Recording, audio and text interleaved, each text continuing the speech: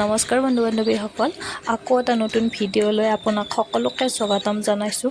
এইটো শুকুৰবাৰৰে ভিডিঅ' আছিল, কিন্তু মই এডিট কৰোঁতে অলপ দেৰি হৈ গ'ল।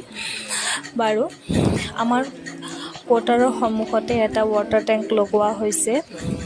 এইবোৰ ভিডিঅ' মই এইকাৰণে দিছোঁ, এনেই ভাল লাগে, কাৰণ এইবোৰ সাঁচি থ'বলৈ মই সেইকাৰণে অকণমান ভিডিঅ'টো কৰিছিলোঁ।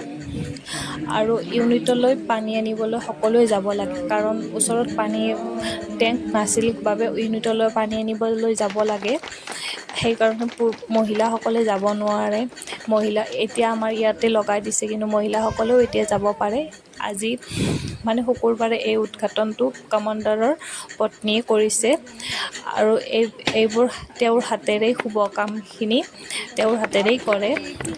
অৱশ্যে নাৰিকলটো দুবাৰতে ফুটিল, এবাৰত নুফুটিল।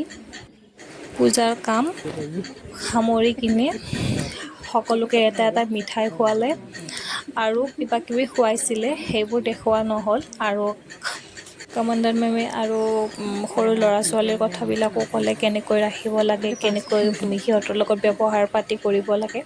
আৰু ভিডিঅ'টো ইমানেই আছিলে আজি।